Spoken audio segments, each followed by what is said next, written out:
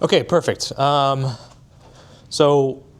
start with just a little bit about myself real quick. So I'm Derek Royce Middlebrook, COO of the Carol Royce team. So I run all the operations. I'm also the sales manager. I run the inside sales department, the outside sales agents, and all of the admin team as well. So everything that we're going to be showing you guys today is how we do our business. So it's kind of a wide open of exactly the same systems we're running. So I made this nice worksheet with Claude here that lines up with the presentation. I was actually in church on Sunday, and I'm sitting there and I'm like, okay, the pastor is having us fill in the blanks, and I'm seeing this on the screen. I'm like, why don't I just try this for the mastermind here? Perfect, thanks.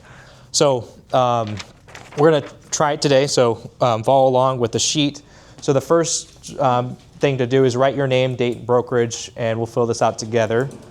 So don't just listen, it's fill in the blank right as you go. So today's agenda, we're going to focus on listing launch, so generating qualified buyers. What's super important, I get a lot of questions about, people want to get from referral-based business into a more colder-based business, right? And so they're like, what's the funnel? What's the CRM? What's the magic sauce that I have to do? And ultimately, it's just leverage your listings, leverage your buyers that you have. Because if you think about it at the end of the day, what do listings want? They want buyers. And Sellers. Yeah. Listings want buyers. Yeah. Sellers want buyers, and buyers want listings.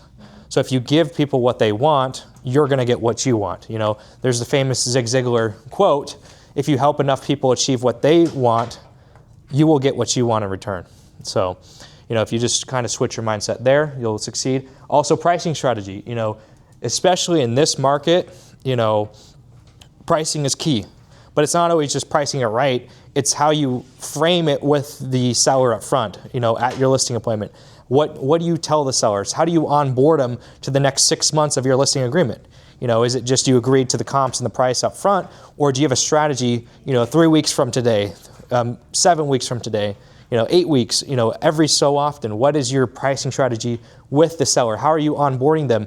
How are you going to deliver the data as the referee? So we're going to cover that. And then also, we've had a lot of people interested in Claude. So a lot of people are interested in Claude, so we're going to do some basic prompting with Claude for beginners, intermediates, and advanced people. So for example, I was up to about 3 a.m. Yep, question? Sorry to interrupt, but looks like you're recording. Are we going to get a copy of that recording? Yeah, if you want, yeah. We'll trim it up. So we'll get a copy of the recording. With Claude, so for example, my pedigree with Claude, last year I was the top 1%. I had about 40,000 chats with Claude and ChatGPT. So I was the top 1% user in the world. As well as last night I was coding till about 3:30 a.m. So that's what I do. I code a lot of the automations for our business. So that's kind of my expertise with Claude. So we'll show you guys, kind of the basics of, for example, this is my mom in the front row. How can she, and her 30 years of experience in real estate, how does she break into, using the basics of Claude and AI? So just real quick at the very top of the first page, just have this checklist. Be honest with yourself. Do you have a listing launch checklist? Yes or no? It could be yes, you have it in your mind, but now we want to get it onto paper. Do you have a pricing strategy for sellers? Do you have an exact rhyme and reason for how you're pricing houses, and do you communicate that clearly with the sellers? Are you tracking Zillow views, saves weekly? When you're putting on a listing, when you're launching a listing, are you actually tracking how many people are viewing it on Zillow and how many people are saving it on Zillow? Are you using AI tools currently in your business? Do you have an AI CRM? Are you using ChatGPT as a therapist? My seller won't reduce the price. What do I do, chat? And does your brokerage provide the systems? Yes or no? A lot of our brokerages nowadays, they all provide the same systems. So just click check mark there. Now your income goal. This is super big because we're going to get back into Claude. Claude added this new system called /goal, where you can actually put in your /goal, and every single chat with Claude will be relating to your goal, and he'll be pushing you to your goal. So just write down your income goal, your average commission, transactions needed, so leads per month, and daily activities. So just quick reflection on that. And then we'll start listing launch.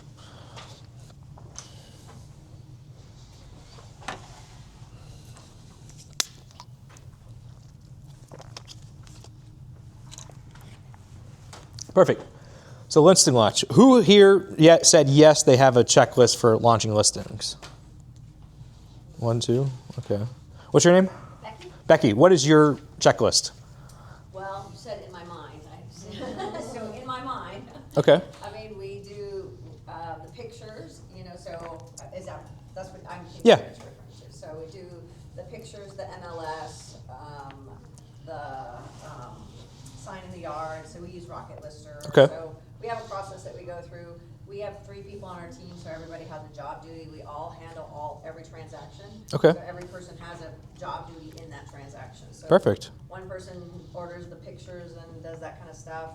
We go to the listing to meet with the client, get paperwork signed, then she follows up with the, I only do the listing paperwork, the actual listing at first. And Okay. She does all the follow-up paperwork. So I always tell them, you're gonna get another email that's on DocuSign that's like 7 other documents you have to sign. What documents are those? Those Just are curious. the market and Oh, okay. all the other ones that are Yeah. ones that our broker makes us use. Okay. But everybody else does, but. Oh, the disclosures. Yeah, all the disclosures. Okay. Then the SPUDS comes through another Okay. program. We use Breeze. I don't know if that's what everybody uses, but that's what we use. Okay. So I mean, it's just kind of things like that goes. Are you a team leader? We're sisters. And we're Sisters? both Okay. team leaders. Both team leaders? Okay. How many deals do you guys do a year? 60 about? 60? Okay. What's your goal? Well, our goal is 60. So Okay. last year we did 52. Okay. What's you guys doing, marketing or referrals? We actually get a lot of referrals from Okay. outside of the state, which is always amazing to us. Yeah. A lot of times we don't really know how we get our business, it just happens. So we're Okay. just kind of lucky that way, I guess. Yeah. So we get a lot of referrals from other agents and outside the Okay. states. But we also do some marketing. How many admin do you have? Just curious. We just have one. One admin? Okay. So is the admin, is the admin working out of a mental checklist too, like you? No, she has Okay, so she has a She's very written down. analytical. Okay. She's got lists upon lists upon lists, and so she probably has a list for us for Okay. our marketing strategy, but she has the list. Yeah. What I'd recommend, so after today, you guys, after you take your notes, I'd schedule a meeting with her, this week, Right. and just put down your list and her list and get them together so you guys are on the same page. I think, as you grow from 6, I've worked with agents in the last 2 years that went from 60, now they did 2025, 110 deals. And so I coached them for the last year and a half. And the biggest thing was getting out, they had their admin team, but getting them together on the same page. And so for you guys to do that, then you can go hire somebody else to be on the same page as that admin, and that's how you grow. And so I'd recommend that. But that's great. I'd probably rate you guys probably 7 out of 10 on where you're at with your checklist now. But to get to that 10 out of 10, you guys just have a couple little things to do. So great job. And then what was your name, sir, in the front? Ray. Okay. Ray, you raised your hand too. What is your checklist? Just mental, and then also I do have a list. It's kind of basic. Okay. Do you do the same list every single time, or is there some times where you skip a step? You can skip steps sometimes. Okay. Why do you do that? It depends. You can become overwhelmed with Okay. the processes going on. Okay. Makes sense. Yeah, skip sometimes. Okay. Perfect. Anybody else doing a checklist for their launching listings? Yep. John? I do check. It depends, kind of like what Ray said, it depends on the client. Okay. If I'm going to meet with someone who's analytical, I'm gonna bring a whole bunch of graphs and charts. High C personalities? Yeah, Yeah. depending on who I'm Yeah. meeting with, I'm not gonna bring everything. I'm gonna bring what I know is gonna work for them. How do you know that before the... My initial interview with Okay. them before I meet with them. Okay. How do you determine that? Yeah. You want to answer? I do the same thing. I profile people. Okay. A quick Meyer-Briggs profile is really easy for me to figure out who I'm going to be talking to and how Okay. they are. I know. Is that the 16 personality one? Um, Like the INFJs and all that? Yes, Yeah. yes. Okay. I teach that class, and to me, it's a real effective tool. Okay. I know if I'm looking, if I'm in the Intel neighborhood, I'm not going to be talking to some feeler. I'm going Yeah. to be talking to a nerd wants nothing but data. Yeah. So in my listing approach, in my presentation, I give them data. Okay. And then I sit there and I make sense of the data for them. So that's how I kind of meet the minds with them. Makes sense. If I'm visiting somebody whose parents have just passed away, we're talking feelings, and I come about it at a different point of view that way. So my list, the technical list, is the logistics of getting their house on the market and creating a, step-by-step process. Okay. It's seamless. So you make it custom for each person. The logistics list is Yeah. the same list, but how I approach the list is different. Okay.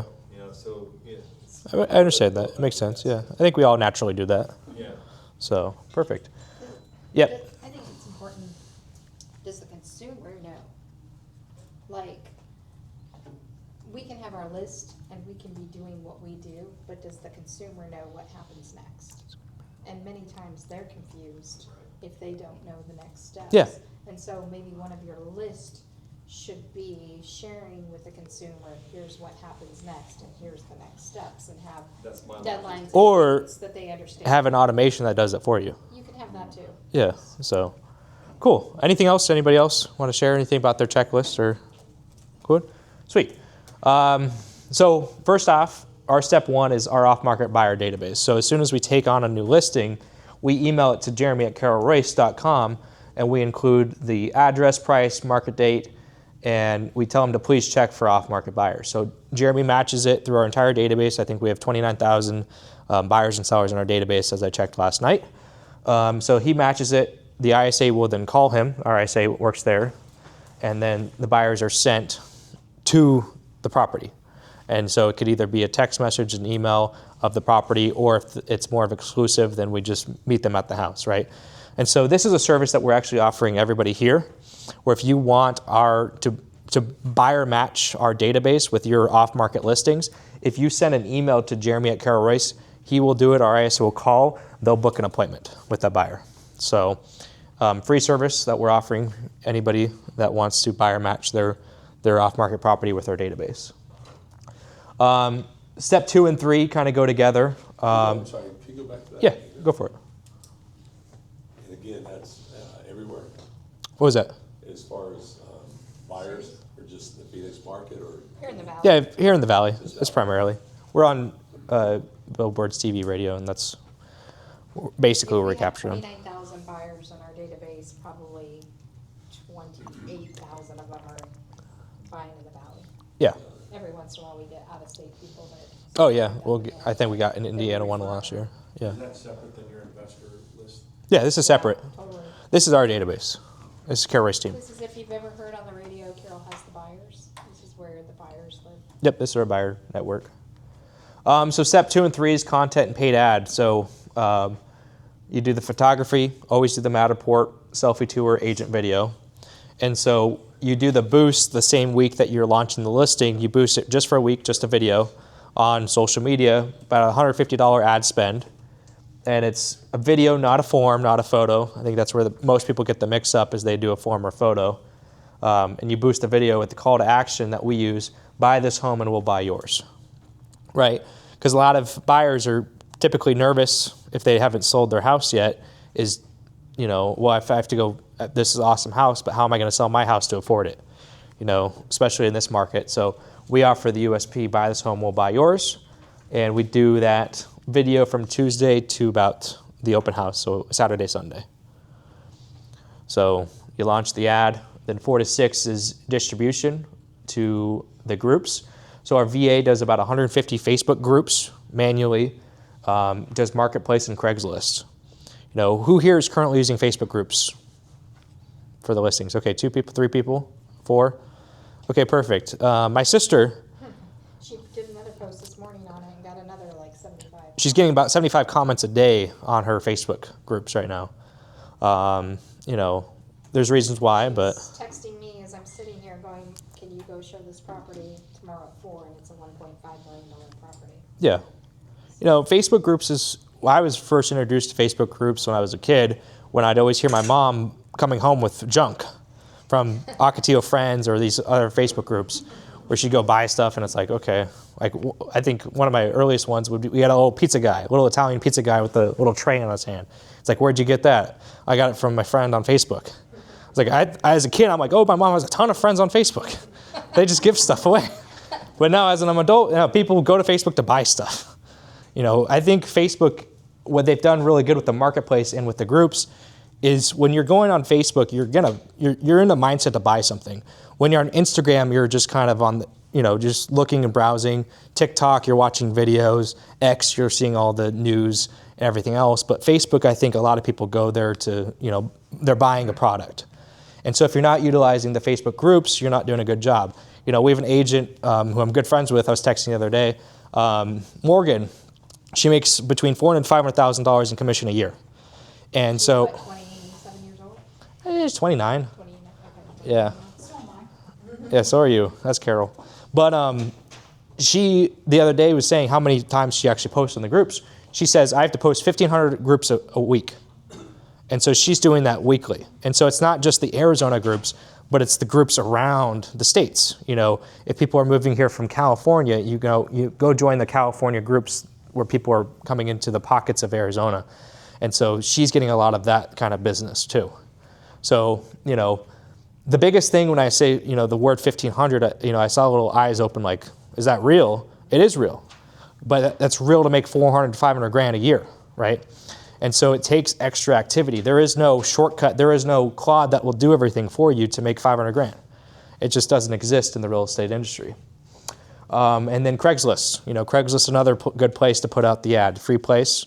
You can put out your ad, home for sale or, distressed sale, things like that nature. It depends on what the headline is on Craigslist. But then your social media is all designed to build hype. How many here are posting daily on social media? 2? Okay, perfect. So that's a really good room of opportunity is your social media. Social media now is one of the best places to get organic business. And I'd say more so for referrals than anything else. All of us have our sphere of influence, our friends, our family, our grandmas, my friends on Facebook, right? And they all see your posts on every single day. And so as long as you keep building hype for those people, you're going to appear omnipresent because they're going to see you in person. They're going to see you at Christmas. They're going to see you at the party that you went to. And then they're going to see you every day on Facebook and they're going to come up to you and say, hey, Vicky, I've been seeing what you're posting on Facebook. That's awesome. It's like, tell me more about that. And so, that happens to me a lot of the times when I'm talking to people is like, hey, you post on Facebook. Like, what do you mean by that? And I was like, oh, this is what I meant. I post. Yeah. And, we looked at Steve Augustine, who's selling 400 houses a year in Ontario. Yep. And his whole message was everything you're doing now, double it. He said he was posting 3 times a day. He doubled it. And now his analytics are triple. And so social media rewards consistency. It rewards the algorithm is, post unique content, but post often. If you post once every 3-4 months, it's going to boost that one post. You're going to get 100 likes on it because nobody's heard from you in 3 months, but it's not going to have that consistent algorithm to break into new people. So build hype around your listings. Part of that is doing videos. While you're at the listing appointment, after you sign the paperwork, take some videos. It's not rush home and go get dinner. It's how about we spend a couple minutes doing some selfie videos and let me talk about you in the backyard or let me talk about you, in the awesome kitchen or, do some to build some hype. You could do, if you're sitting at the table and you just sign paperwork and you agree to an open house, you could do an open house video. Then you could do a just listed video. You could do so many extra videos at that time when you're at the listing appointment. It doesn't have to be just whatever the next steps are. You could plan with your checklist the next 6 videos to record. Or you could come back on the photography day and do videos with your photographer. So, pretty cool. Any questions on social media so far? Pretty clear? So, as long as you bake into this as your checklist, you're going to get, the guaranteed results. So, the other thing that people are doing is postcards out to the neighborhood. So if you're just listed it, you could do a just listed or an open house postcard. I prefer the open house postcard over the just listed postcard just because open house has a call to action, just listed is just kind of awareness. So open house call to action is come to the open house, right? They have a next step. So do an open house postcard.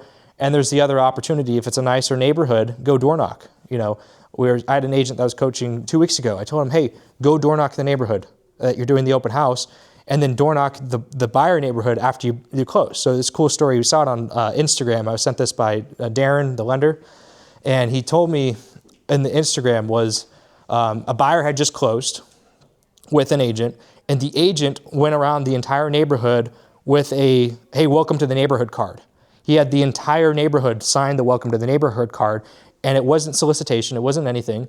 And the actual neighbors were like, oh my gosh, this is so cool. I'd love for you to help me when I'm selling. And he picked up 3 appointments from just that, from a nice non-sales, solicitation. It's welcome to the neighborhood. Hey, we're also doing a party at his house on Friday night at 6 p.m. We'd love to have you guys there from 6 to 7 p.m. Right? So do door knocking, leave the hangers, and then database blast, right? Blast your database. Even if your database is 50 people in your phone contacts, you should be sending them at least regular emails and text messages. I got a hot new listing, and then you don't even have to do a YouTube video to the listing or a selfie video. You could link it to your Facebook. So many times people want to do a specific landing page to a listing that they just taken on when they could just do a landing page to their Facebook. You want to drive people actually to your social media versus a website most of the time at our level of agency. When you kind of get to a bigger level of agency, build out your landing pages, build out your website, but for now, focus directly on your social media. Any questions so far? Pretty clear? It's good? Go back for a second. So, Yes. Agent sells a home, he goes around the neighborhood with a welcome to neighborhood card Yeah. to the new person he just sold the house to. He represented the buyer. Yeah, correct. Yeah. So, and that's pretty interesting. It's cool. It's slick. It was a young kid. I think it was in Florida. Good. Yeah. Positive. Yeah, I find that a lot of times you knock on so many doors, you don't get any answers. I think people nowadays aren't really interested in opening the door, but. Look at the ring camera. But I did it a long time ago, and it seemed like people were more friendly. The door knocking portion of it, for me, has kind of slowed down. Yeah. I just found that people just don't want to answer the door. Yeah. But the response was good, though. Well, back in the day when I was doing it, the response was really good. It was kind of cool, actually. You did meet people. Yeah, that's cool. And that's all I did in this business, is meet people, Yeah. We're in the people business. Yeah. That's true. Very people business. So then most important parts is coming soon on Thursday with MLS and My State MLS syndication, and then launch it on Zillow Showcase. So Showcase is about $500,000. We have an exclusive deal with Showcase. It's about $200 a pop for us. So we're able to get it a lot cheaper than typical straight from Zillow. But to kind of just show you guys an example of why it's important to Showcase on Zillow. So here's an example of a property on Geneva. And Carol, you just put this one under contract, right? Yes. How many days was it listed? 10. 10 days. Okay, perfect. Did you get any buyer calls from it? Yes. How many? 3. 3 buyer calls. Okay, perfect. So 3 buyer calls in 10 days, pretty good for today's market, and Zillow didn't take those buyer calls. So it's a nice little property, $450,000, 4-bedroom, 2-bath in South Tempe. So if we come into here, oh, it's by issue. Oh, okay.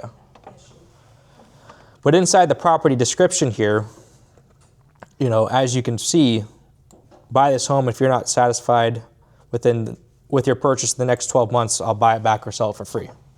Right? Has anybody seen that in the MLS descriptions?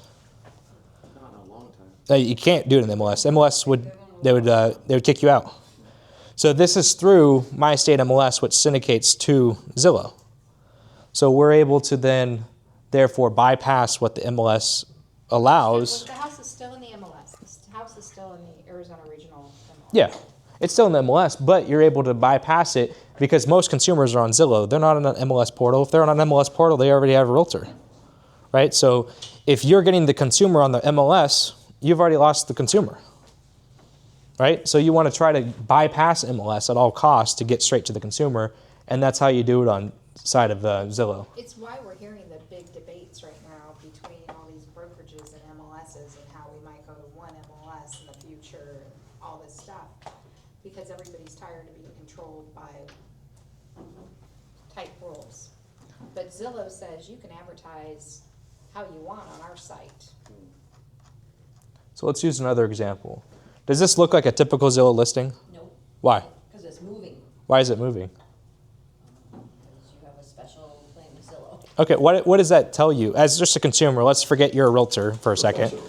Professional? Yeah, Okay, what else? it's done right. Done right, okay. Easy, it looks like easier to navigate. Okay. So if you were a seller and you were looking at this versus, let's just use this one for example, which one would you choose? Which realtor? I'd probably have to go back to the other one. Okay. Just because it looks different. Yeah. And you know what else is also different because of this? How about the staging? Yeah, the state. But Her name, it's easy, her name and phone number right there. yep. And so there is no Zillow Flex, there is no Zillow Premier agents that are taking your leads from you. You know, have you ever had a listing where somebody from Zillow or Redfin basically stole the lead from you and they show the property and they close the property for you, right? You never got the phone call. You never got the phone call because Zillow was taking the phone call, selling it to those people. Right. And so this is the only way to bypass that. That's through Showcase? Yep, through Showcase. And so Showcase, where we're showing it, is about $500 to $1,000. And because of us, we get about $200. So it's more affordable. My home sold here in Jacob Realty, we get more. Yeah. So it's a good little tool here. The Showcase is because our $200 per listing, excuse me? yeah for us yep So what are, I don't wanna. Yeah, go for it. But what are the benefits of that, besides this right here? What else do you? the other benefit is if we do a open house, it'll syndicate to all of. Yep, you go for it. Yeah, bring it on. Here. The coolest thing about it is when you showcase a listing on Zillow, Zillow is going to send a private email to the buyers that have a match just with your house. Not a whole bunch of homes that meet their criteria. It's a one-off email just to that house. For the first 7 days, it stays at the top of the platform on Zillow with one other house, and they rotate it. So Zillow's pushing this house out in the feed. The other thing they're going to do is if I do a price reduction of $1,000 or more, they're going to send that one-off email to all the buyers in the database. Anytime I do an open house, they're going to send that they're going to send another one-off email about that house. So they're really pushing this product. I love the virtual staging because let's say this is a pretty house, but let's say I'm coming from, I have coastal looking furniture or I have modern looking. Zillow will allow them to wipe out the furniture. Look at that on the showcase. That was really cool. So now I can see what the house looks like with different style furniture. So the consumer is staying on the showcase homes a lot longer than they are the other homes. They're just swiping by the other homes like a dating site and not hanging out. Is there something on Zillow that shares, besides the look, is there something else that pops differently? Does it say like showcase to someone who just clicks on the house? Yeah, so It's also got a star it'll have a star next to it on the map. So And if I it'll go, say showcase. See showcase. it'll say Showcase on it right there. Got it. Do you Okay. have to pay anything extra for Zillow to be able to do that? The Matterport. What is it? You'll have to get a Matterport, which is a 3D tour. 3D tour. Your photographer would charge you a little more money, because he has to be a Zillow preferred photographer, and he has to, There's only 2 cameras that can do Zillow's shooting. That's for the furniture? No, that's the 3D tour, the walking Oh, okay, tour, got the Matterport, but it doesn't work on, you can't take that Matterport and use it on Realtor.com and other sites. However, I just heard in this war that's going on between the brokerages and Zillow, that Realtor.com and Zillow just partnered up, so maybe Realtor.com. Yeah, they're gonna start partnering up. They're probably gonna make a super MLS. That's what it 'Cause they sounds don't- like it's yeah. happening. Chicago MLS today just said no more. And Zillow is the #1 used platform in Phoenix based on Google Analytics. so one of the things about Zillow that we want to have our name and our phone number there as the agent. I do not want my leads going to a Zillow Premier agent or Zillow Flex agent. I want my leads to come to me, so that's one thing that we love, because right there it is. It pops. Yeah. You got it here twice. Photographer has to belong to Matterport, or what do they have to do? Well, you can. They just have a special camera. Or you ask your photographer. If you're using most of the photographers that people are using here in the valley are Zillow certified. Rocket Lister, those guys are all Zillow certified. Yep, and then the floor plan And then too. you get the floor plan and you put that in the MLS. The floor plan, they'll send you a copy of the floor So plan. you're paying your photographer extra to be able to Yeah, they charge a little more. Who uploads it into this? Photographer. Photographer. So the photographer puts all the 3D and all that, and then the listing itself, It's syndicated it's through the syndicated off of the MLS. MLS, is that how that Yes, works? correct. Yep. Or my state. Or my state MLS, yep. So it's just a necessary step to do in your listing launch, right? You know, if you skip one of these steps, you're not going to get the same results that you would, that we're getting. So it's just an extra step there. Yeah, so then we do coming soon on Thursday, and then launch it, right? So then open house during the coming soon phase on Saturday or Sunday. Because the main goal is to get actual buyers without a realtor there, right? You want to double end that deal. So then step 7 is the hold all showing. So are you guys currently, yep, question? Sorry, I interrupt. Yeah, you're good. So you're able to put that verbiage on my state MLS? Yes. Yes, we are. Because it's not part of our list? Yep. Because I know it does syndicate to our list. No, you have to put it in ARMLS. You have to put the listing in ARMLS. Yeah, listings and But you ARMLS say to first. ARMLS, do not, no distribution, because you don't want ARMLS to distribute it. Then you go over to my state and you put it in, you put it in my state, okay? Do you want to get The Donna? ARMLS rules. So back in the day, before Zillow used to let us go and edit our listings, and we could edit directly on Zillow. Zillow stopped. And then Zillow said, if you want, Do you want to come do the button show them the button for showcase? Or not showcase, but the syndication button in MLS? Yeah, just show that. yeah, so now this is how you go. Put all that verbiage on my state MLS, and it'll syndicate to Zillow. Yeah, she'll come show the button. And my state, my state Here's the mic. syndicates to Zillow, not ARMLS. Okay, let's go to But I ARMLS. can get away with my state, of saying all of these things on Zillow. So she's going to show the exact button to press.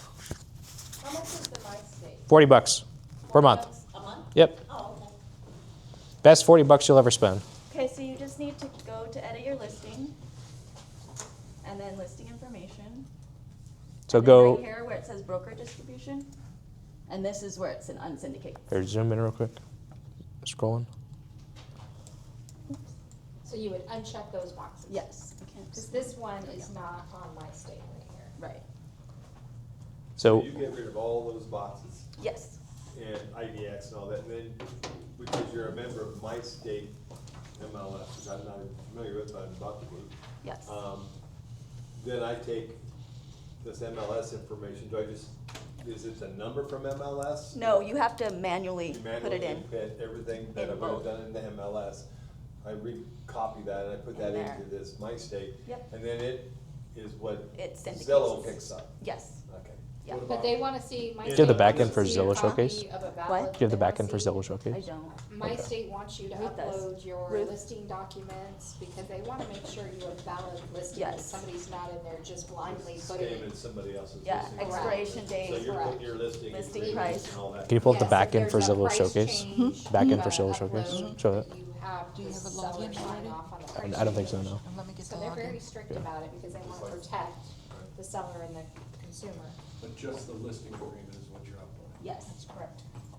And then just to clarify, that my state MLS, they syndicate to apartments.com, Curveview, List Hub, Realtor.com, yada, yada, yada. Not Realtor.com, that's the only downfall. They don't. So you can leave Realtor.com on for MLS? Yes, you can. For ARMLS? Mhm. Is that the only one you leave checked when you do that? Yes, yeah, it goes to all the other ones, and even more.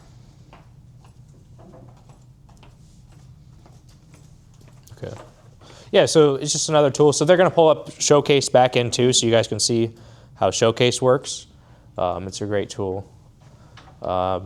Any other questions on that? Has this been helpful? Showcase on. Yeah. You guys happy you came to the Mastermind? Yeah, it's the happy. Yeah. State MLS. Yeah, it's good.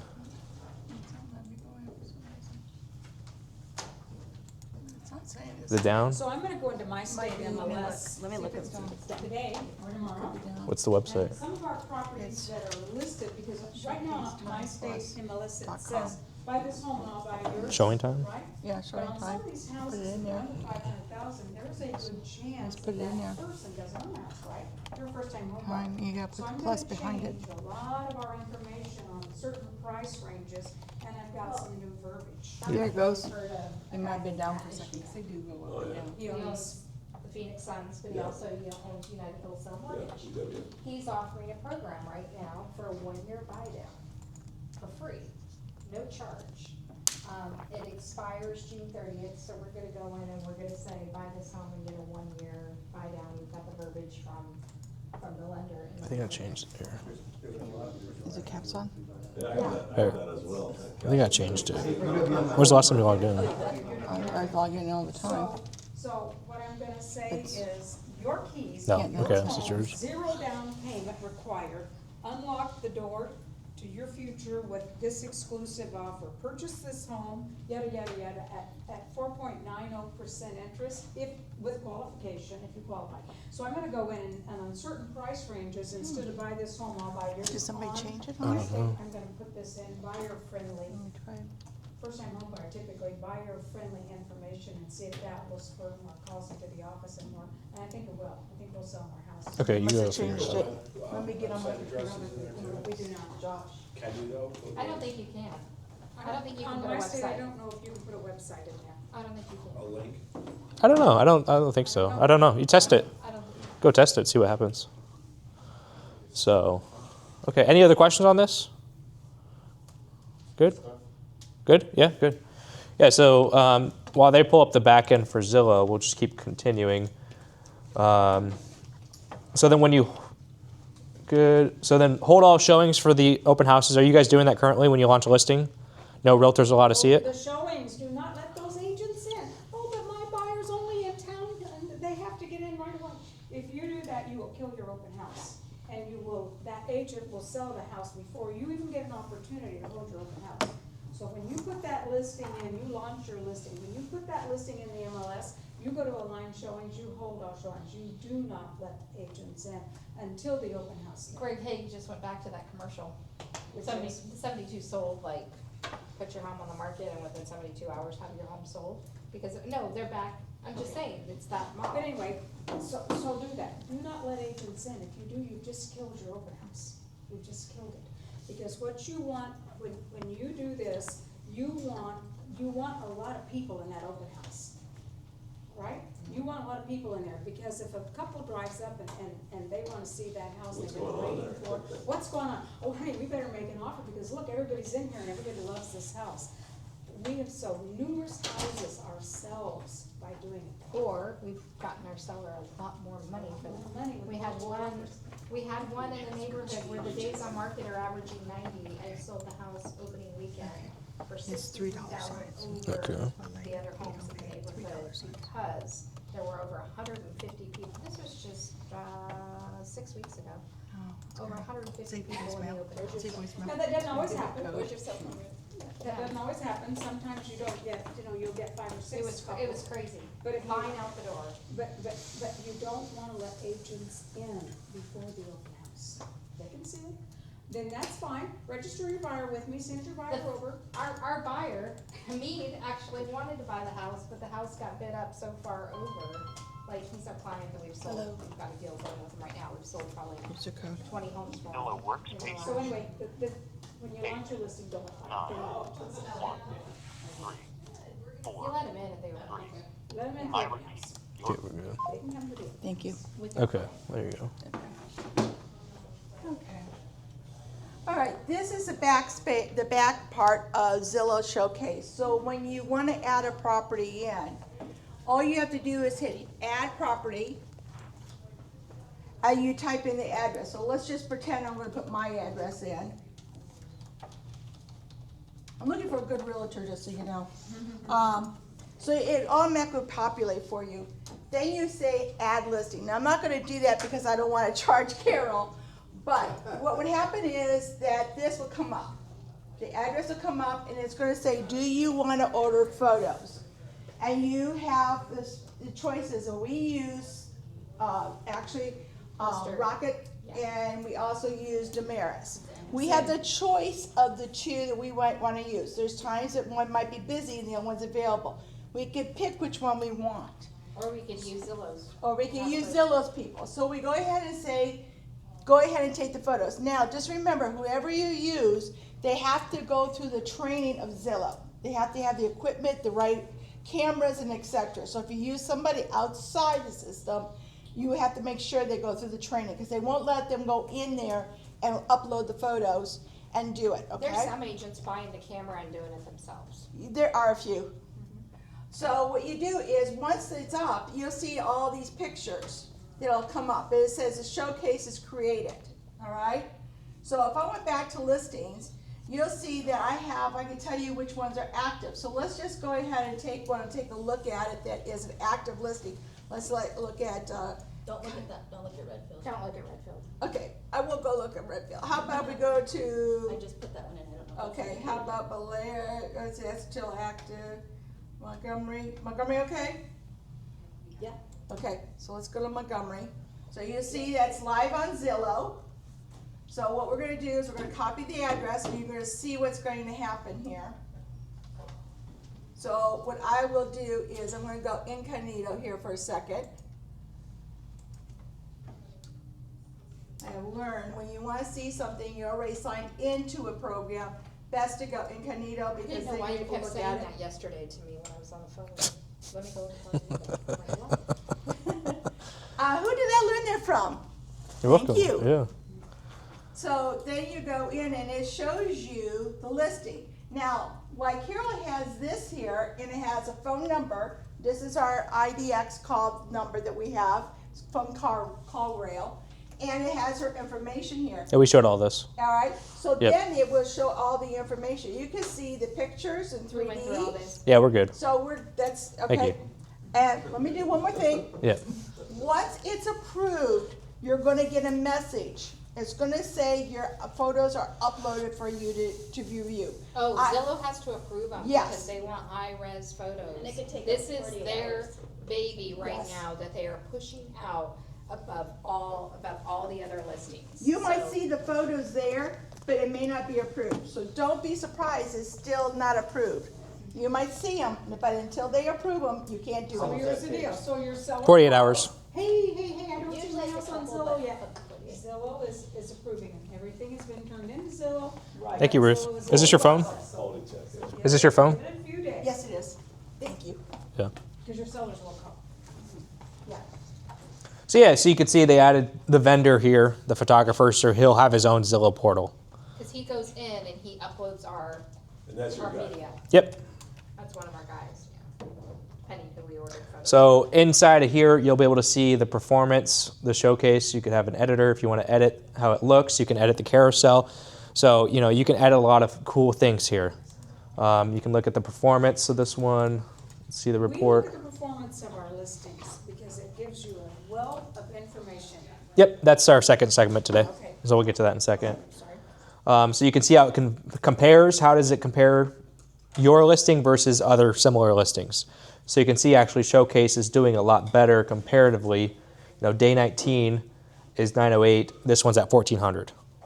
So Zillow, yep, views. You can see where people are viewing it. So the different states that they're viewing it at from, the engagement. It gives you reports to give to your sellers. Yep. That's cool. This is $250 a month. No, No, 250 one time. per house. $250 per house. And then Yep. the That's photography. negotiable, right? Then you guys, no? Yeah, no, It I is. I had a list before. Well, our brokerage bought $400,000 worth of tokens, and so we got it at wholesale rate. The regular consumers, if you went to it, it'd be about $500 to $1,500. Before we paid for it, before we had the negotiated rate, I paid, I think, $1,200 or $1,300 for a listing in Scottsdale to be showcased. Yeah, So again, your home sold, Bob. Right, Yeah, right. we have a negotiated price. I spent He has $400. some- He has some horsepower. Yeah, Did they contract the negotiated price, or did they figure Yeah. out real quick? yeah, they contracted it out No, with it's Zillow. contracted. Yeah. Zillow does training with us every 30 days on it. Zillow uses us as when they go. Teaching us how to So- play the game. Zillow is done with Premiere and Showcase, or not Showcase, but Flex. They're moving away from that. Their whole focus now is Right. this. Right. So they're using us as the analytics. They're not Beta selling, they're testing. not selling us leads. We're paying for a service, we're not buying leads, we don't have to, Don't a have to flex use their agent agents, had to no, use their lenders, that is we that- don't have What got any them of in trouble in that. the first place. Is We that have none of that. 250 through you guys or 250 for Is anyone? that your negotiated? Yes, Yes. only our brokerage can get 250 it. for anybody Yeah. in the country Yeah. with your home sold guarantee bill. So we can't sell you tokens. It's only for our brokerage, but you guys can get it for about $500, $1,500. So, but yeah, It's worth it. it is worth it. So what Zillow also does is Zillow says, okay, you've got the metropolitan area, let's say Maricopa, Pinal County. We're only gonna let between 7 and 10% of homes in the valley be showcased. So they're never gonna have more than that because they only want to have a handful of homes that get showcased. Yep. They don't want it to be for every house. So if you have a hoarding house, you have a house that doesn't look good, Don't waste your time. do not showcase it because it's not gonna. Yeah, it's a way to generate leads. You know, the biggest thing that our coach, when he introduced it to us, was he was saying back in the 90s, I guess you guys had newspapers or something like that, not an iPhone. So, I don't know. Come on, We had phone books. dude. 16? I was born, when I was born, you know, you got Steve Jobs. You had to press really hard on the contract. He was almost a Y2K baby, but he was born in I '99. used Yeah. my Thomas guy to get here. Yeah, I don't know what that is. We used to have books. The books? We had books. What are those? We had to route the pages Go to based page on. 61. Yes, it was awful. It was awful. But he was saying how the industry used to buy ads in the newspaper. And so, I don't know what a newspaper is, but I'm just joking. But with the ads, he said, now take those ads, and now this Zillow is your new newspaper. You know, to spend the money instead of going to the newspaper, you spend the money here on Zillow. So it is a way to generate buyers. So just one last point on the engagement here. You can see the email engagement. So they're giving you this analytics. So the emails are being delivered by Zillow.com, right? An email at Zillow.com. So the buyers are not opting out. They don't want to opt out. They want those emails. They enjoy those emails. And so for 494 delivered, 660 were open for that one property. I need this for myself. This, how does 494 delivered but 660 opens? They open it all. Multiple times, yeah. They're sharing it. They're opening it multiple times. Exactly. Calling their spouse. Yeah. So this email open rate is over 100%. That's unreal. And so When did you guys start doing this? Showcase. Last year? We did our first. It was like a year ago, about 2 April. years ago. And we didn't know how to use Showcase. We just paid for Showcase on our own. Our brokerage didn't have a deal with them. There was no training. But It since did- we And we started didn't know what it Tokens. was. Now we do training with Zillow every month, and Zillow's teaching us behind the So scenes beginning how of the to, year.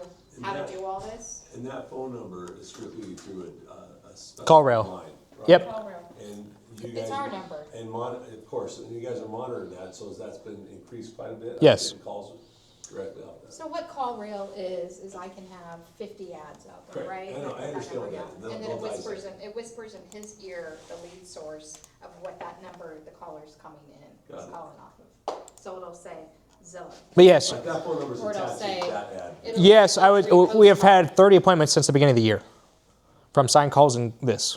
Got it. So we kind of combined the two. All right, cool. So you Yes. might say that the purpose of this is not to sell the house. The purpose of this is to get leads. No, the purpose of this is to sell the house. Well, Yeah. No, the purpose is to get more leads. But when you have enough leads, guess what happens? You sell the house. So the house automatically sells. Yeah. So it's But you have some listings where nobody's calling on, nobody's hitting on the house. The benefit is to get more leads. yeah. So now you hold all the showings and you host the open house. My favorite time is Saturday at 1 p.m. Multiple reasons. When I first started doing open houses, I was doing about 6 a weekend. So I would do some on Friday, Saturday, and Sunday, and just test different times. And I found Saturday at 1 to be my best. My theory is Arizona is an NFL/church town. So I think a lot of people on the weekends were just accustomed to the Cardinals when they were good about 10 years ago. But still, we like the other teams. So plus Sunday, so church and football. So I tested this every day, and I found Saturday at 1 p.m. wins. So hold all showings until the open house. So you start your open house on a Saturday at 1 o'clock? Yeah. You're saying?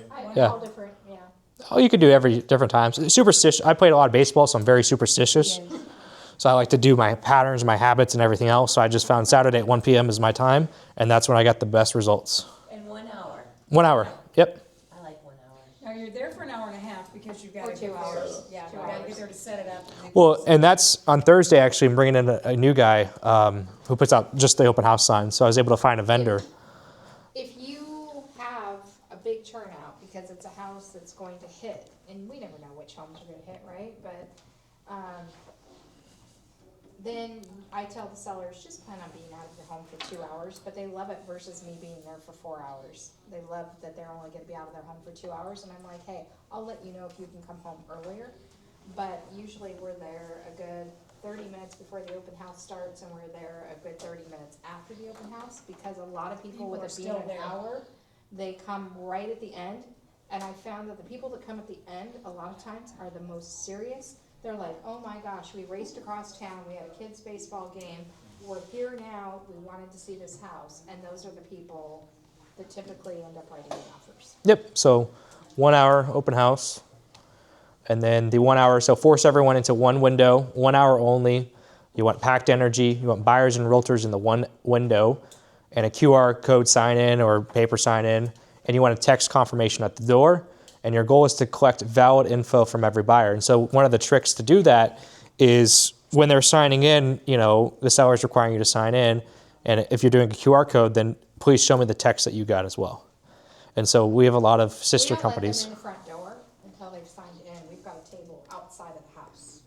And they must sign in before they even get into the house. Because we've asked our seller to leave, that they need to tell us who's coming into the house. And the other thing about that is you can't even go look at an apartment without having your license on file and everything.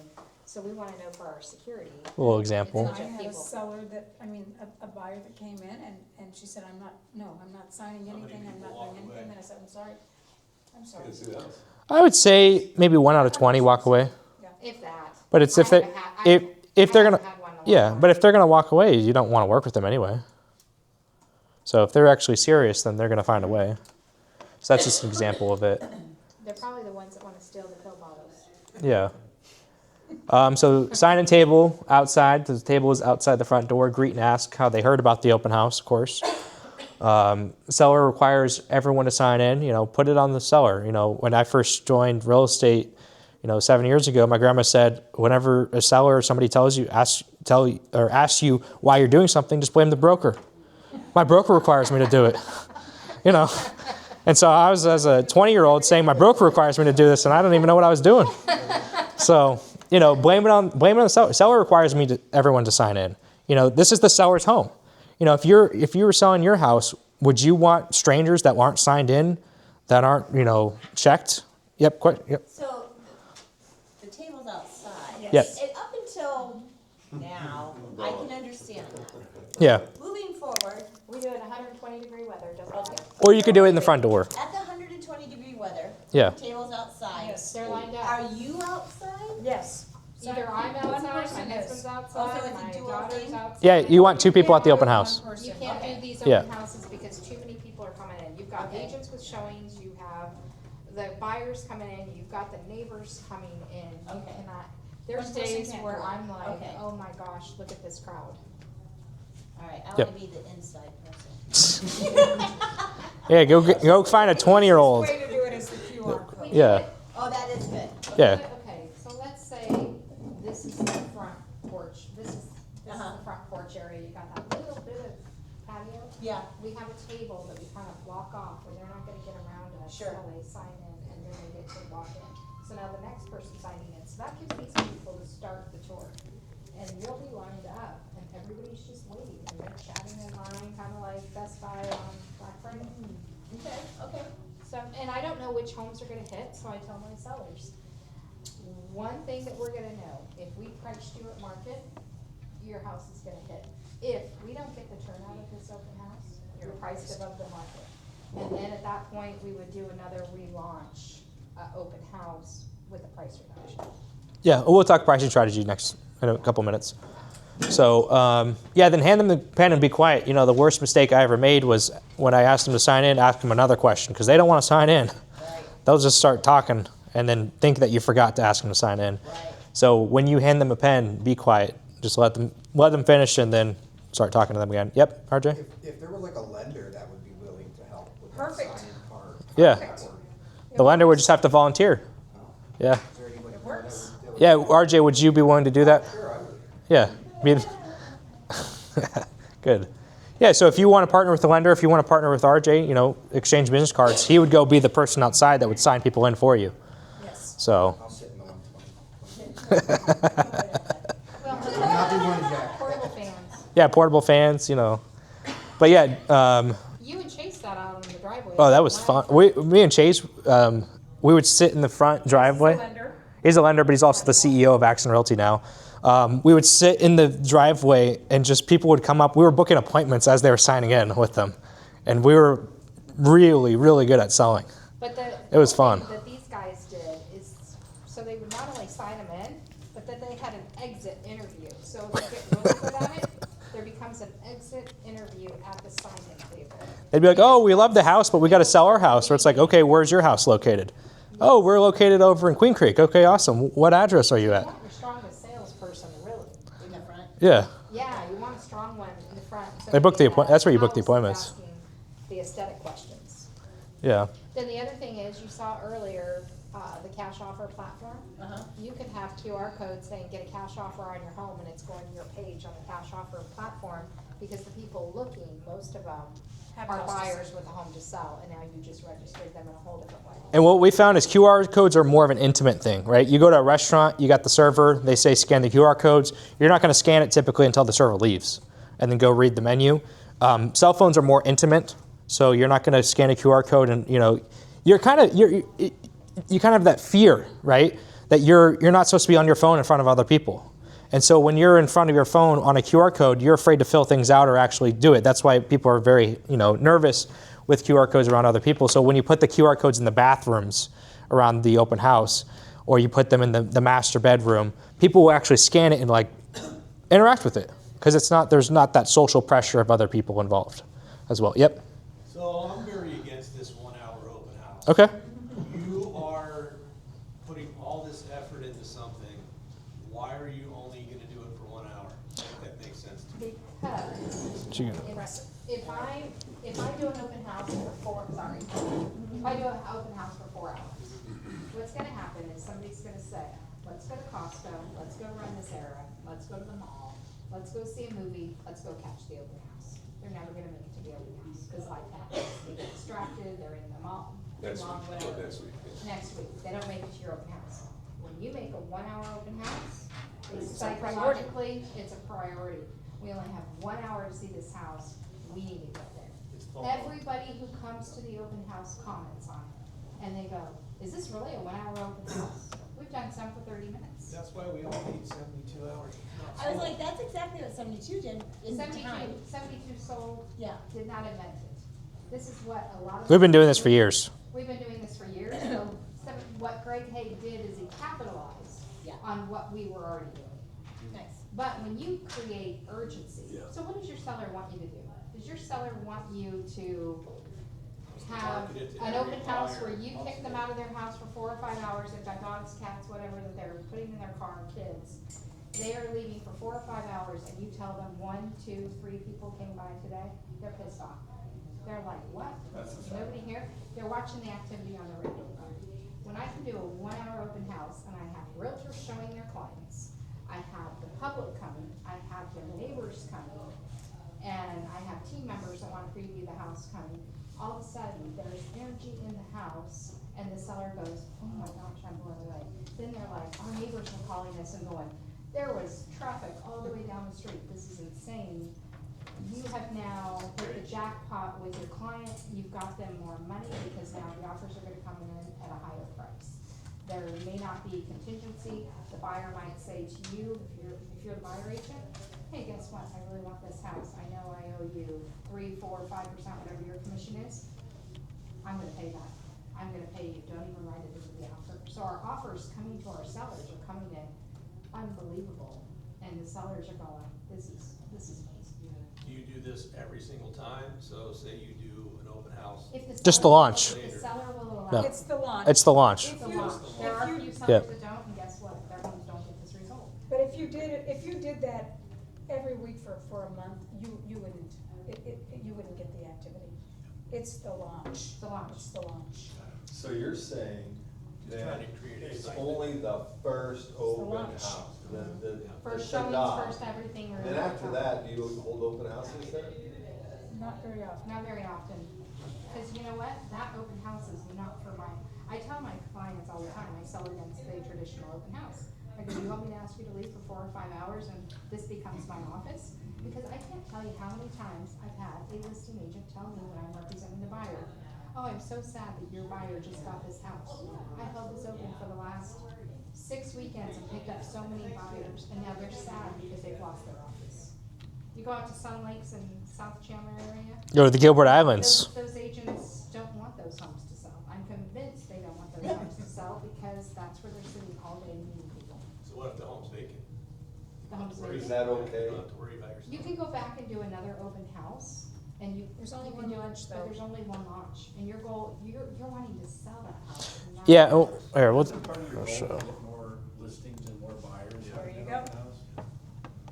But if you do, and we tell sellers that too many open houses are dangerous, because what is the message that it sends? Hey, What's this wrong with seller, the house? this seller is desperate. Look, this agent is here every weekend. They're desperate. They can't sell the house. We could Sell probably its steal open this house. house. Yeah, we could probably steal this house. We Or tell our others have sellers all the rejected time, it. because we'll have someone say, I want another open house, and they're like, your house needs a rest, do not do it open, like. It sends the wrong message. It sends the wrong message. Because we have agents on our team that would love to do them, right? Because they can pick up leads, but it's not. National statistics currently say that less than 1% of homes sell from an open house. So, pool of educated buyers. So if you look at the coming soon period, it drops after week 2. So if you're going to sit at that open house week 2, 3, 4 to get buyers and getting more, by the time you're at week 4, you're all the way down here. You're lucky if you get one to show up. Yeah. So, even days on market. How does days on market affect the selling price? The first 5 days aren't even the highest. It's days 6 through 10 where they get more money, and then it just starts to drop from there. Starting down that rabbit hole. Yep. So if you don't get it launched the correct way, and you're relying on the open house week 3, 4, 5, 6, 7, then right there, like, that's not a good business model to be dependent on that. Like, if your listing checklist is more dependent on week 6 through 7 to generate more business for your business, you're failing yourself and your customers, right? So it's really launch the listing with that 1 hour open house, get them the most amount of money possible, then go on to the next client. Because if you launch it and you price it right, you're going to have an abundance of clients to work with. So you're not going to be wanting to sit at that vacant house every single weekend. You're going to want to go to the next one. We have a story of the same system working in Canada with Steve Augustine. Last year he did a trend. I think he had 18 weeks in a row where he got a buyer from one open house. Then he sold their house, and it was 18 times in a row where he kept getting a new buyer from a new open house. And so now it's a game for his chain is trying to beat that 18 weeks. So far he's done it, I think, this year. I don't know how many weeks he's done it this year, but we just met with him in April. So, yeah, the system does work. And so some qualifying questions, right?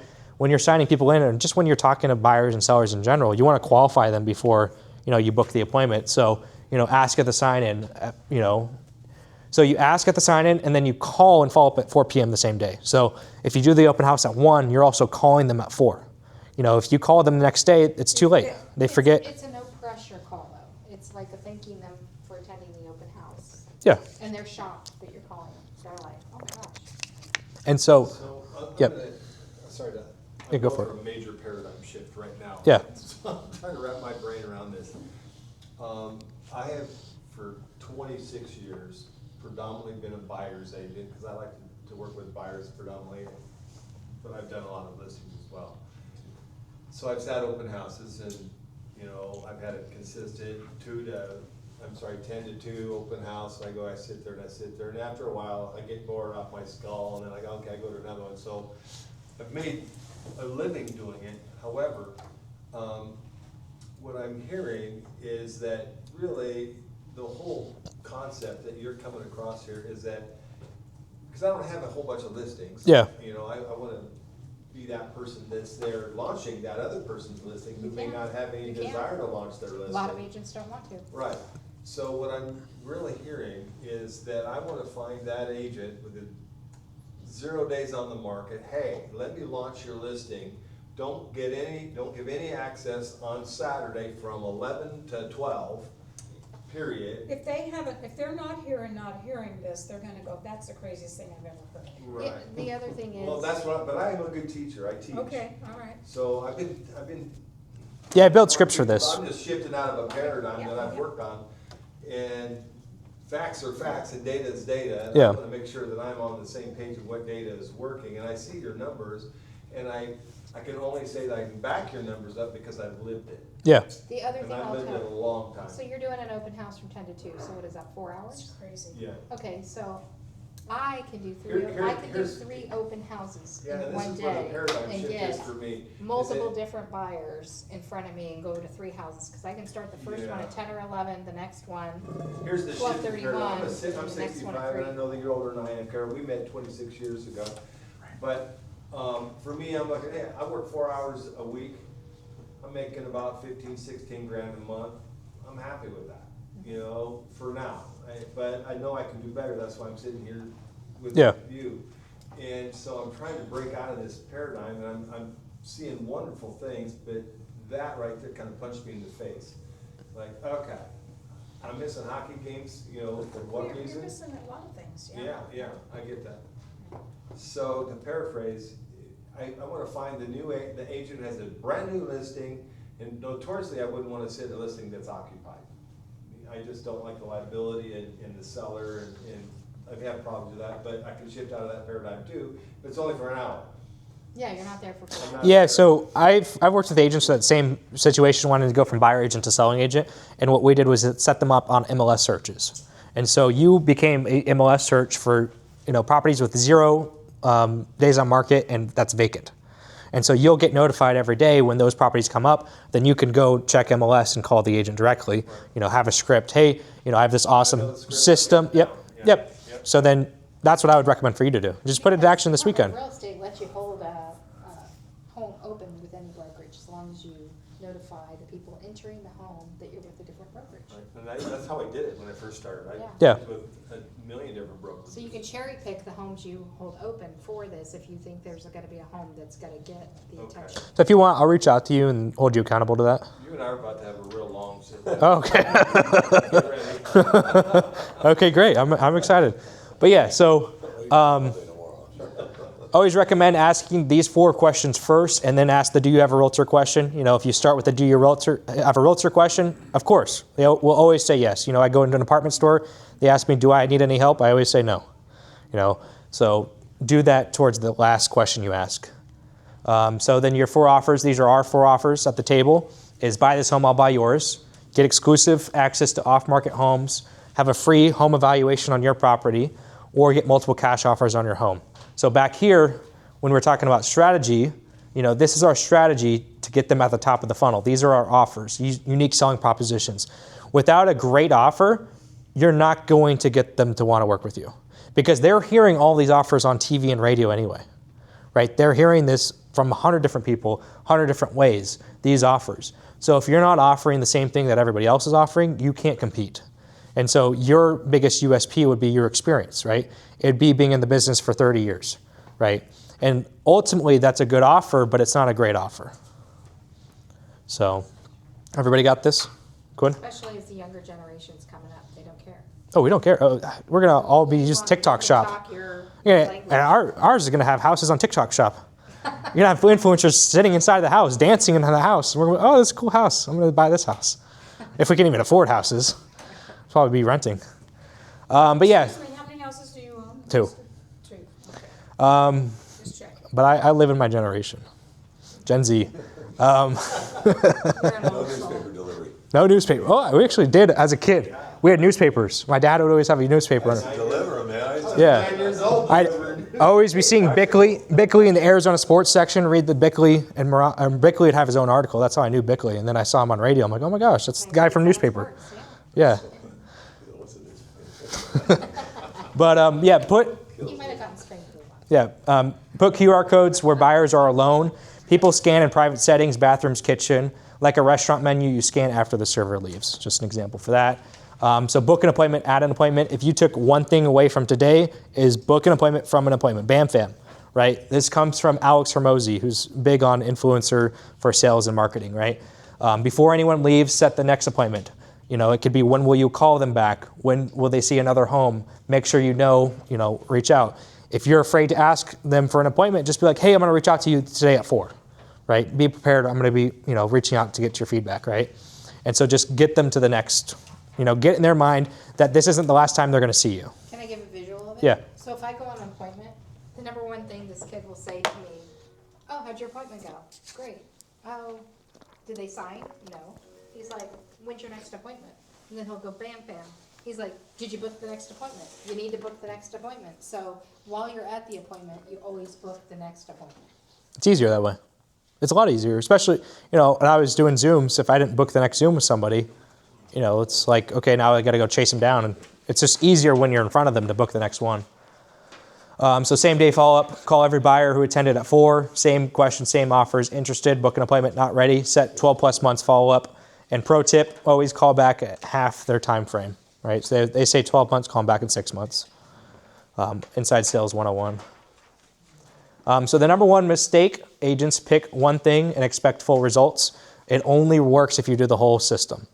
You can't just pick one thing. You can't just pick the 1 hour open house but do no marketing. You can't just do the only the agent showing and don't use Showcase. Don't do My State MLS. Don't do the 1 hour open house, but you just hold off all the showings. It's like, no, you have to do the whole system all working together to get the best results. So here's the listing launch checklist. So checklist part 1 of 2. So pricing strategy, ground rules with the seller. Email jeremy@carolrace.com. You got the photography, the Matterport, selfie tours, $150 boosted Facebook video ad. The VA posts in at least 150 groups. Then you go to Marketplace, Craigslist, social media to build hype, postcards, door knock, database blast. And then coming soon on Thursday on MLS with My State MLS. Zillow Showcase. Then you hold all showings until Saturday at 1 p.m. And you do a 1 hour. Or whenever you're doing it. Yeah, whenever. You do a 1 hour open house with a QR sign-in and 4 offers. They book the next steps before anyone leaves, and you follow up at 4 p.m. So you see how if you do the whole system, you're going to get great results, right? So, good. So now we go to pricing strategy. The other thing I've noticed at these open houses, these 1 hour open houses, the majority of the people coming in, they have relocated here in the last 2 to 3 years. They're tired of living in an apartment or renting a home, and their lease is coming up, and they're from the states of Oregon, Washington, and California. And they are ready to buy, and they, and it's amazing, and they'll tell you all about the home they're renting or the apartment, and why they need to get out of that, and why they're buying now. Where did you say? The cows. The cows? Yeah.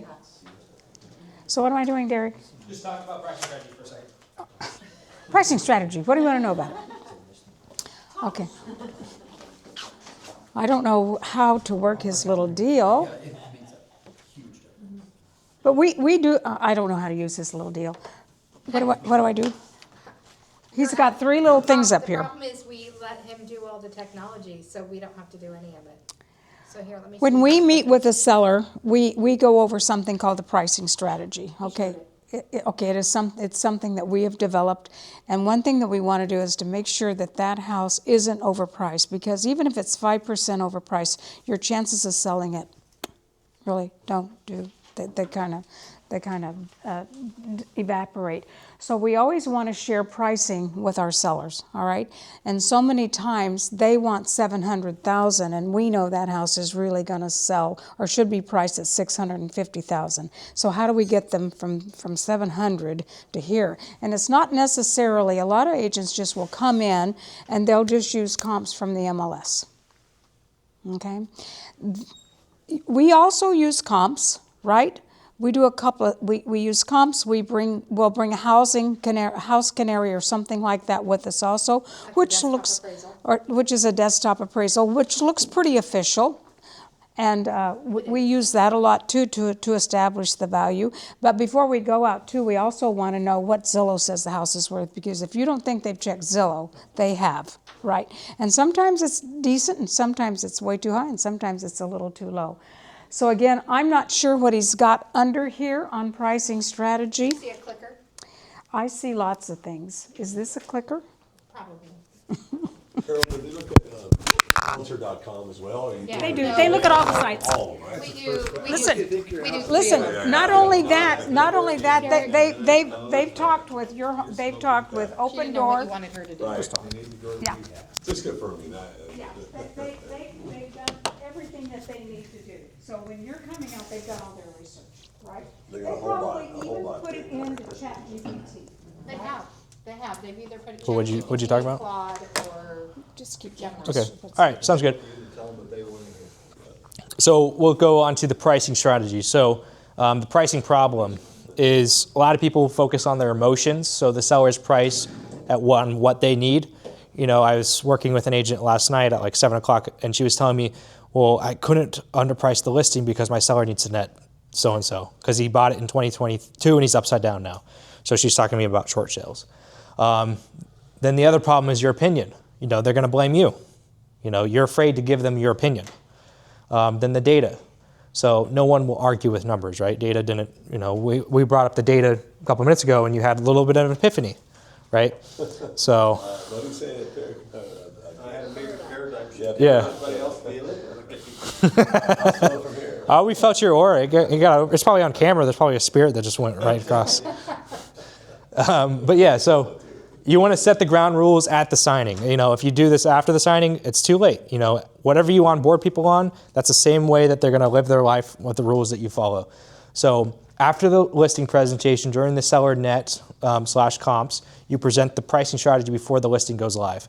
Both parties have to agree and sign off. You give them a physical handout of the pricing strategy, and the datas and rules are the referee, not you. Same thing, we go look at baseball. You know, I'm a huge baseball fan. With the rule books, how many pages, RJ, is the rule book? Thousands of pages. Yeah, it is thousands of pages. So, but that's... Tell me you haven't read it. No, you read some of the rules because it brings up. You have playoffs. You have the playoffs where sometimes the rules... What you need to know at that time. Yeah, so... But anyway, nobody argues the rules. So the rules are the rules. So as long as you set the pricing strategy as the referee in the rules between you and the seller, it's like, hey, we're going to play this board game. Nobody can cheat because these are the rules that we're setting up. And you both agree and you both sign off of it. You know, the data and the rules are the referee, not you. So if you don't set it up this way, then you get into the emotions, then you get into your opinion. And have you ever had an argument between your opinion and somebody else's emotions? Doesn't end well, ever. Well, Not yet. one thing I know is I take on a lot of listings. Yeah. A lot of my listings were on the market previously with another agent that did not sell.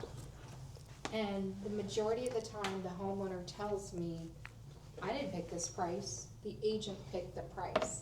And I can't tell you how many times I've talked to agents on our team when we've had to change their paradigm shift, as well as outside agents.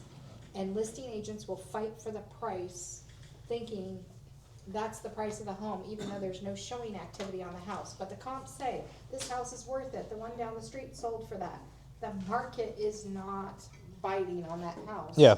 The market's not gonna overpay. Okay. Yeah, so you want to set the ground rules at the signing, and then you want to track the data weekly. So you track the days on market, you track the offers, you track the showings, but you start tracking the Zillow views and the saves. Because sometimes you're going to have properties that have no offers, no showings, but guess what? Now you have the views and the saves. You're always going to have that data. So you What So happens they've if you got a get lot all of the views? Zillow views and a lot of Zillow saves. What do you guys think that means? What's the consumer doing? What's the buyer doing? Waiting for the price to drop. They're waiting for the price to drop. That's exactly looking at all what they're activity. doing. That's exactly what they're doing. Yep. And it's the same thing with the consumer view. You know, you see a deal go on a website. If it's a really good deal, you're going to go buy it. If it's an okay deal, you're just going to save the product, so it'll email you when it goes down. So the same behavior happens there. So you want to have a weekly seller conversation after you list the house. You want to show them the data, ask them, what do they think it means, right? You don't want to be the conductor that gives your opinion right away. You want to say, okay, seller, here's the data. What do you think this means?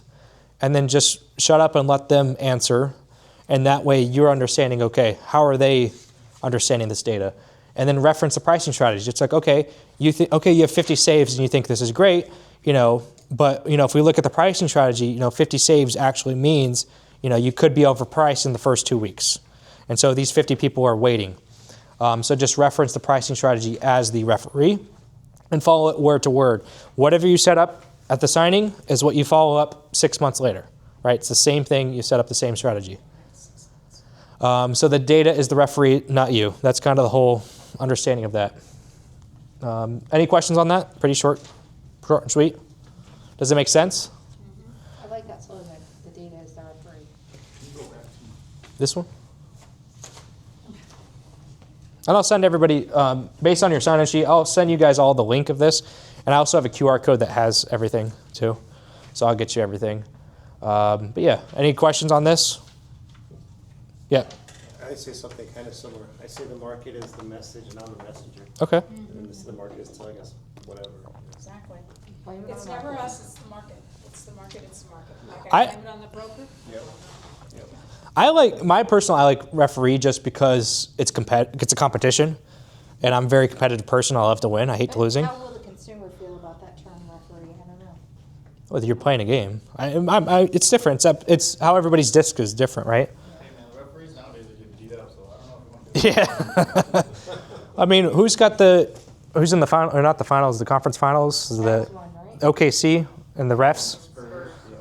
But aren't the refs now on the OKC team? Yeah, they probably. Against, who is Devin Booker, where he's getting angry and he got fined for the refs. But yeah, so now we're going to go to using Claude. Who here is using Claude currently? 1, 2, 3, 4, 5. Okay, perfect, 6. Okay, who's here using ChatGPT instead of Claude? So 1, 2, 3, 4, 5. Okay. Those of you who's used both Claude and ChatGPT. Okay, so everybody's using Claude. I want you guys to each give a piece of why Claude is better than ChatGPT and what you've seen different with it. Well, I'll say, I switched to Claude because I've been to a lot of AI classes and they say Claude's better. Yeah.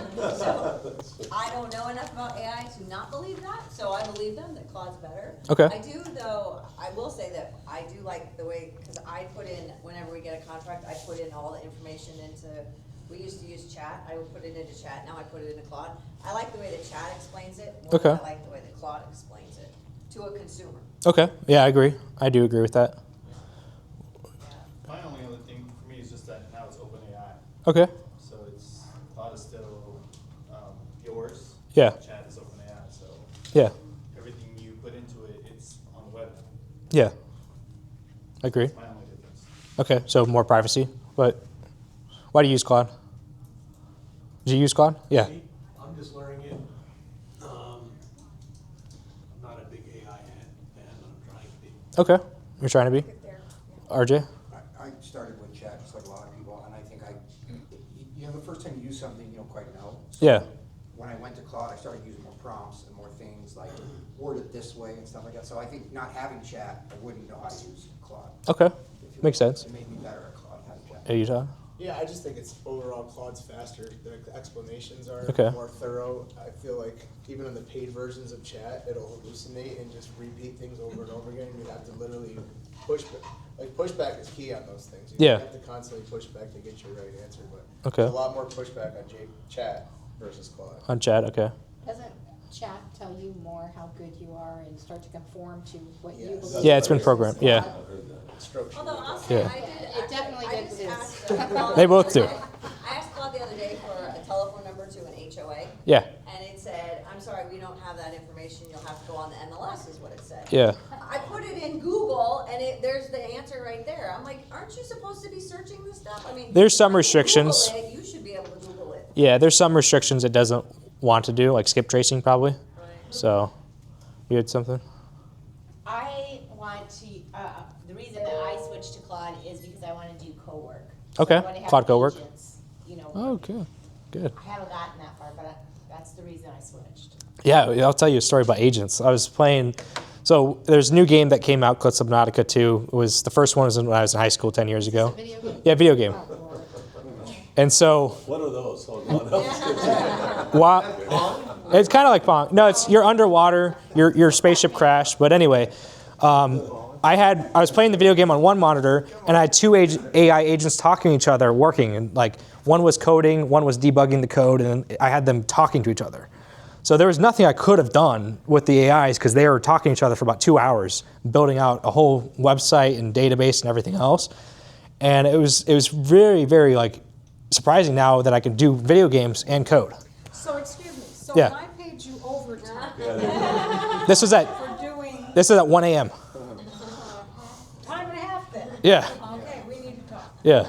So, but anyway, so that's now those who are using chat. Yeah. Is Claude predominantly like I don't know about Claude, so here you go. Yeah.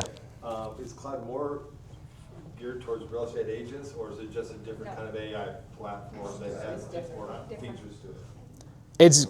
It's different, but what I'm doing is I'm programming. That's what I'm building right now, is building Claude to be able to control your CRM and know everything about your database. I'm building a CEO realtor within Claude that knows everything about your business. So Did you already soon. get rid of your CRM and build your own yet? No, we still have their CRM. I have my own for what I'm doing, but yes. But for what they're doing, I don't. It's hard with like Ruth and like the admin staff to retrain people on brand new processors a lot of times. So yeah. Your trainer is now going to die. He built his own CRM. Yeah. Connected it to his website, just like a Brivity or whatever you have. Yeah.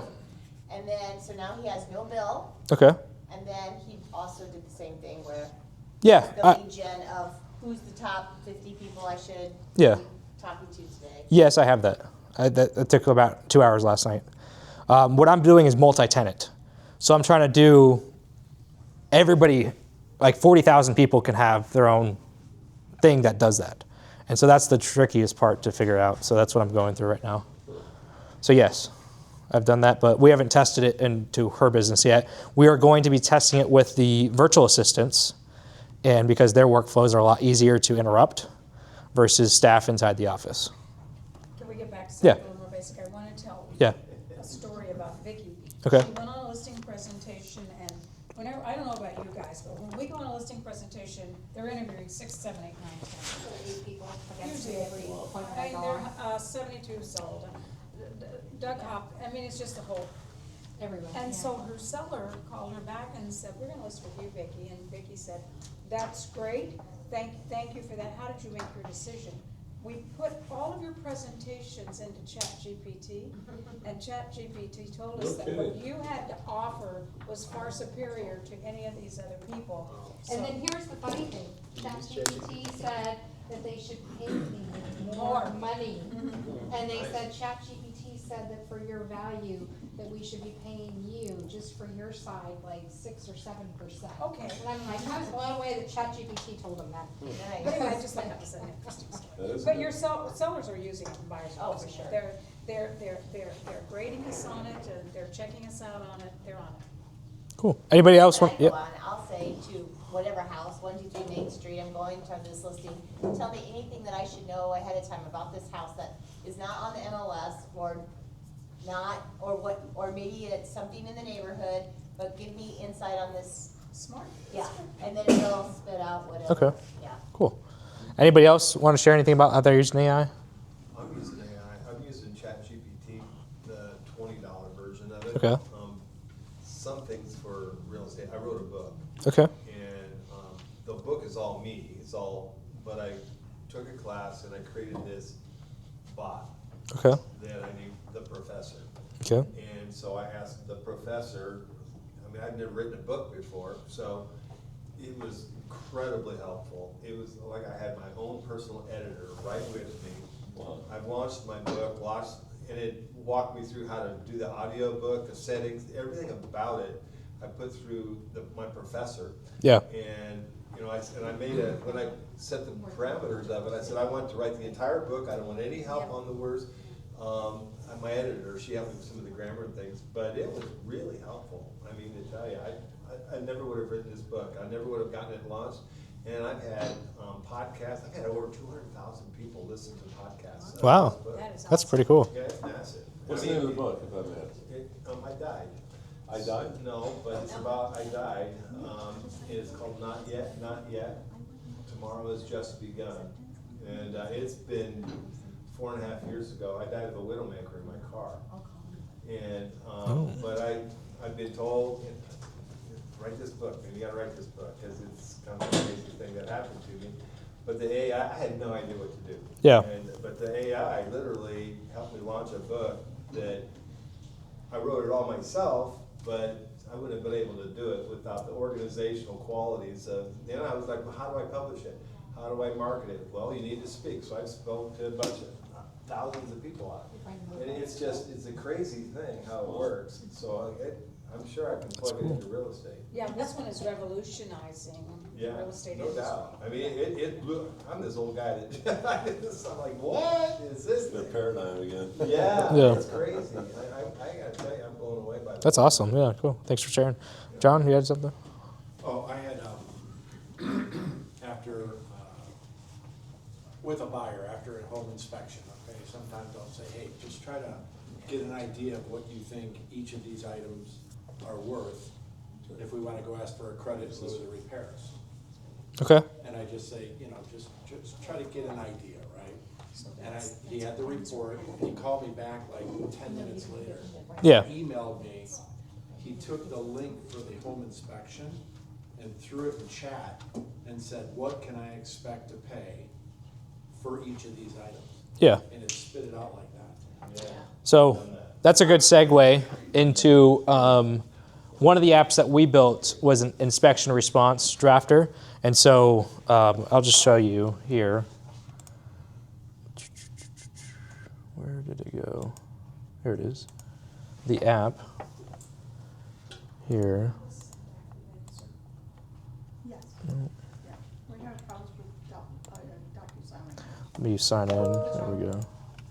It's just, things aren't checking and we have to redo things. It's okay. Yeah, we already got it all in. So inside of this app here, we have now a perfect offer, inspection response, reverse offer, deal advisor, goal growth calculator, tax calculator, agent closing statement now. And so to kind of show you what we've done here is you can upload a home inspection report and let AI parse the issues and estimate repair costs and draft a professional response letter to the agent. And so it's pretty slick what you're able to do with AI. And not only that, do a reverse offer. Have you guys heard of a reverse offer? So now when you take on your listings, you just have a reverse offer automatically populated, and then you can just send them out to the agents that are showing your properties at will. Yep.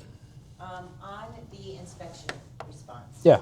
Let's just do a little hypothetical, I want a new roof. Okay. What does it say? Every house, right? Right, exactly. I just want to see what it says. So I think this one, Well, you gotta have the house. you got to have the house and everything. So this one's an actual live. okay. It's not just this is the He's app. showing under his demo right now. Yeah. It's not, Yeah. We don't have a house, he doesn't have a house in there, I can tell. No. So, but this is what our company. But what it's gonna do is like what he was saying back there, where it's gonna give the information and tie it all together. Yep. Well, it's gonna give a range. I mean, I'm not a big fan of it totally, because, yeah, I mean, your buyer does that, and it's given a range for each item.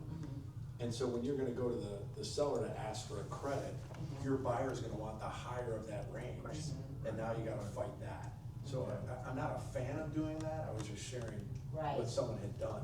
A lot of the inspection companies today are doing, the repair estimator, are you aware of that? Yeah. And so your client's getting sent that a lot of times. I don't like that. So, it has it all in there anyhow. But some of the repairs are accurate, some are not. Right. But nowadays, buyers are what? They're getting their own HVAC guy out there, they're getting the roofing contractor out there. A lot of them are getting away from the sewer scope with the inspection company, and now they're hiring a professional plumber because they're gonna get the next bill from the plumber to check it. So now the buyers and buyer agents are starting to have 6 and 7 inspections on one house, that they're coming now with bids from the actual people versus the nickel and dime stuff. Yeah. I'm finding. One of my other favorite things to use Claude for is your perfect offer, right? If you're writing an offer for a buyer, put that offer into the AI, and then it'll say, here's, we want a cover letter, you should do a video, here's some extra packages you can do to kind of incentivize the sellers to take your offer. And so that's just an extra layer to be able to add. Here's a perfect offer generator too. Well, here's another part of it. We can't talk commissions in here because we're all different brokerages. So, how many of you have wrote an offer for a buyer and now the seller has squeezed you on your commission and it comes back at a much lower than what you wrote? With this, it's going to create a beautiful package for the seller, and your contract and everything is together with a net sheet to the seller. So then the seller's looking at a net because maybe the listing agent is looking at it differently, and you're gonna rarely get countered back and squeezed on your fee. Because many times it's not the seller that's squeezing you on your fee, it's the agent, it's the listing agent that's squeezing you on your fee. So, I know because I'm one of them. No, we've been telling our sellers it's a net offer. Yeah. Let's counter, if you wanna even raise the price, but we've been really saying to the seller, it's a net offer, what do you wanna do? The buyer's on the hook for paying the money anyhow to the realtor, so. What do you put Come after the on price. at your listing appointments when you're showing them a net sheet before you take the listing? Or when you're taking the listing? We don't show anything.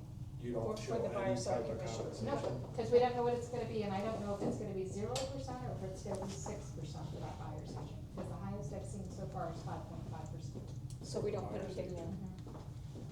And you don't talk about it? Nope. No, we never talk about it. Because that's a negotiable thing, just like a closing cost today. So then it's a net offer. You're talking about your fees though. No, we're talking about buyer agent. We talk about our fees. Right. We're not talking about buyer agent fees. Got it. No, Just our fee. Because it's the integrity of the lawsuit. So if I'm talking the other side fees and I'm willing to give that money away for my seller, then I might as well be tied and rolled up into that lawsuit. So we do not discuss buyer agent fees. Good. So But the sellers are, they're in the They're deals. calculating. So kind of just define what Claude is. So think of Claude as your super assistant. Probably heard that 100 times. It'll amplify your IQ and work ethic. So it's not going to replace, intelligence. It's not going to replace how hard you work. It's just going to amplify everything that you do already. So it thinks it's not a search engine. It's a consultant. You can paste anything, emails, screenshots, scenarios. Big thing that, that shocked people is you can actually take pictures with the snipping tool of your desktop. So if you ever get an error message on something, you could screenshot it and upload it to Claude, and Claude will help you troubleshoot that, IT work.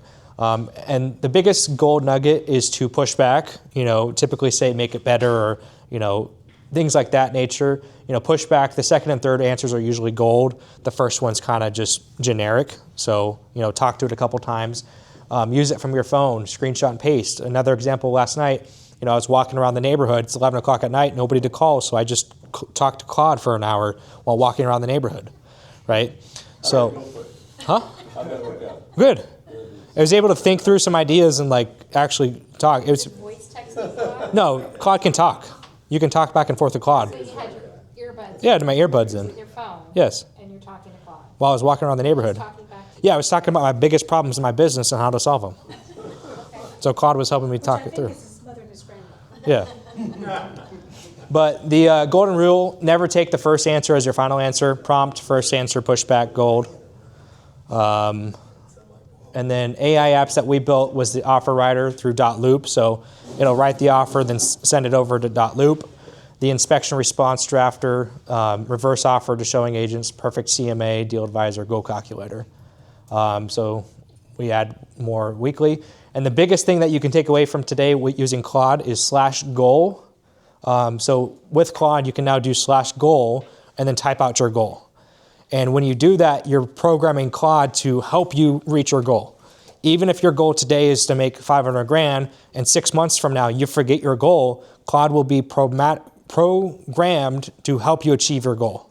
It will give you advice to keep achieving your goal. Everything that it prompts you to ever do will be to achieve your goal. So if your goal is to make $1 million and you ask it about Sunday football, it'll give you the information about Sunday football, but it'll know your ultimate goal is to make $1 million. Tell you to stop watching Sunday football and get out. No, having breaks are good. It's good to not work all the time. But Claude builds your complete plan. So transactions, leads, daily activities, all mapped out. So here's some beginner prompts. You could use it to write a listing description for your address. How should I respond to this email? You can paste the email in it. Write 5 social captions for any of my listing. Help me follow up with an open house buyer. And then for Todd, we had talked about social media. You can connect a thing, I'll pull it up. You can connect OneUp, so oneupapp.io, this website. You can connect to Claude, and you could tell it to schedule posts on your social media. And you can program it to post, daily at 5 p.m. and it'll post daily at 5 p.m. through this website. Are you using it? Yeah, I'm using it. That's how I do all my social media. The content prior? You can or cannot, no. Claude can make the content. So you can program it on what kind of content. You can give it templates, but then it'll ultimately just run it.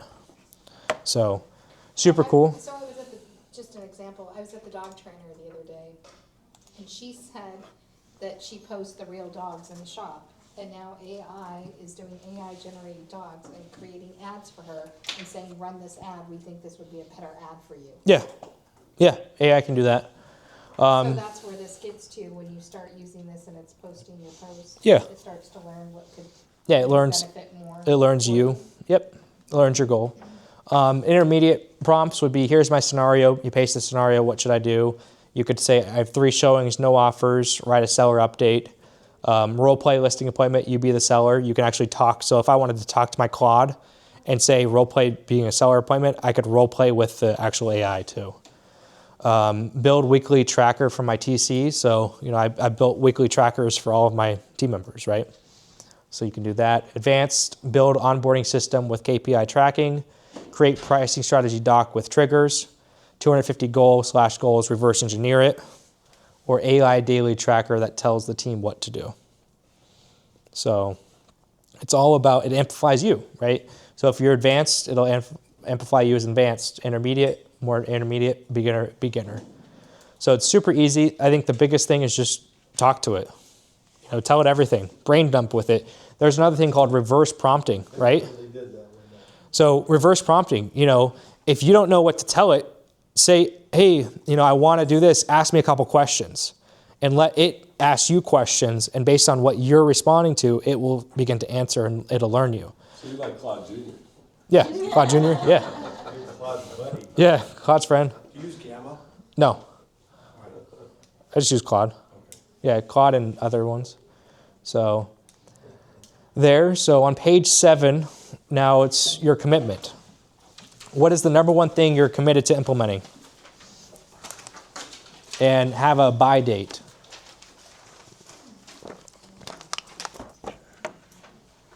So pick something, whether it's the listing launch system, it's the cash offer system that Jason presented earlier. It's the door knocking after a buyer's closed system. RJ, that would work for you as a lender too. You could go door knock those neighborhoods too with the realtors. So, yes. So you could do now you do the next one. What's your commitment to the first listing to apply it to? Is it your next one? Is it one you already currently have? And then what's your first step tomorrow? Sign it, date it, own it. If you don't write down your goals, you're not going to achieve them.